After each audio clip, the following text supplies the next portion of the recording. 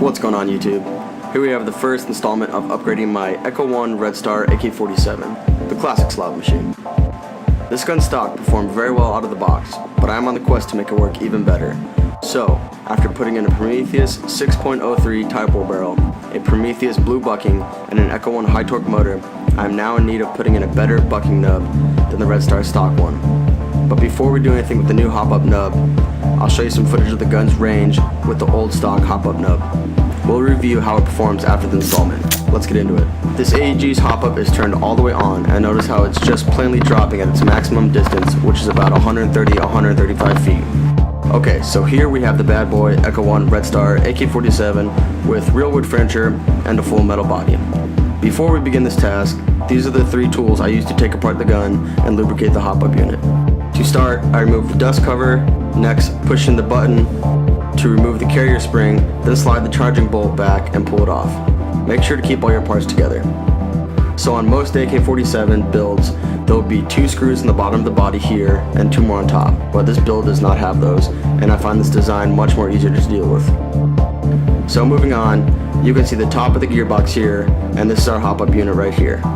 It is blocked in by the front receiver, so we're going to be removing that next. The front receiver is held in with a pin right here that we are going to be hammering out. To do this, you'll need to prop up your AK so there is space for the pin to drop out. Make sure whatever you place your gun on is sturdy enough to support the hammering. Using the small Phillips screwdriver and the hammer, I push out the pin.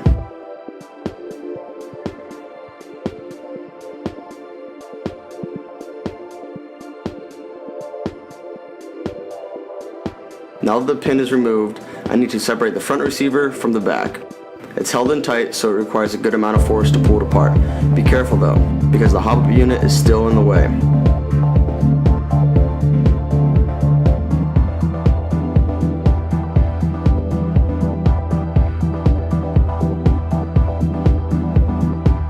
I'll need to unscrew the 2 screws holding the hop-up unit to the front receiver.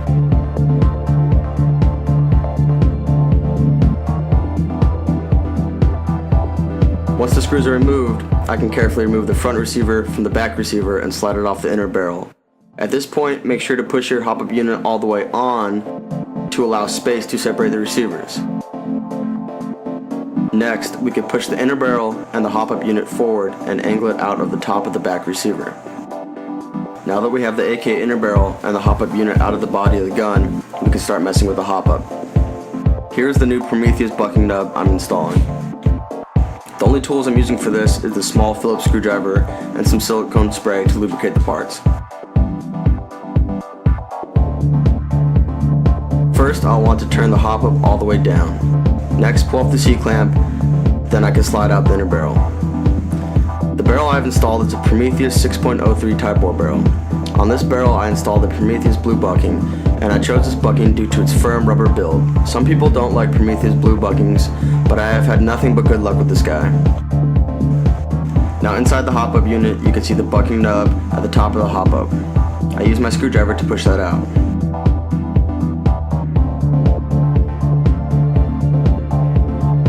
This is a stock bucking nub for an Echo 1 Red Star AK. You can see that it's rather small and quite soft.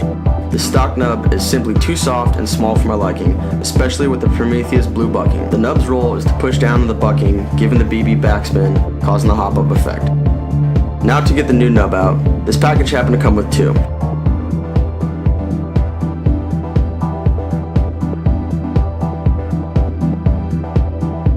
Notice that both the nubs, the old and the new, are the same width, but with the Prometheus it's obviously longer surface area and has a flat surface that contacts the bucking. This is the point of contact with the nub and the bucking. Again, the nub pushes down on that hole, makes contact with the bucking, which contacts the BBs, giving backspin, causing the hop-up effect. For this gun, I'm going to match the blue nub with the blue bucking. The top part gets pushed down by the hop-up lever and makes contact with the bucking and then the BBs. After turning the hop-up upside down, we can look inside the hop-up and see the hole for the nub.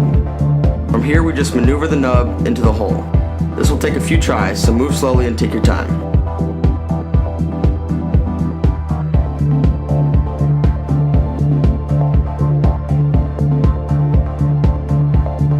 Once it is in place, you can adjust the hop-up and see the bucking rise and fall in place.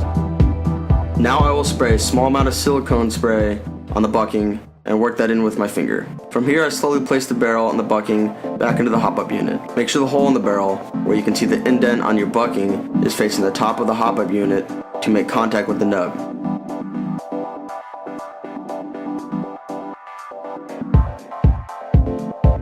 Last thing with the hop-up is to place the C-clamp back on, and we're good to go.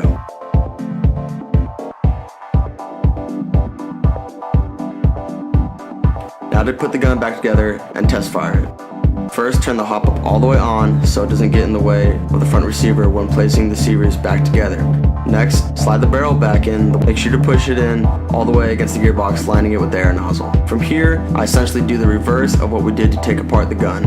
Slide the front receiver back on, make sure it is flush, screw the 2 screws on to secure the hop-up unit.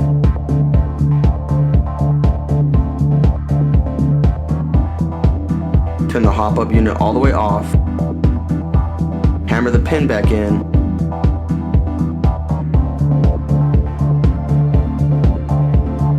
Place the charging bolt on the body, slide it forward, push the carrier spring back into place, and last, put the dust cover on. Now time to test. Right off the bat, we can see a 10 to 15 foot increase in distance, and the hop-up effect is working much better. I have the hop-up set slightly over halfway. The accuracy can still be improved, but that's for another upgrade and another video. The spread is at maximum distance, so it's actually not that bad. Alright, that's that. I hope this can help anyone looking to upgrade their hop-up, or at the very least, show you how it works. Give this video a like, and subscribe if it was helpful. Till next time.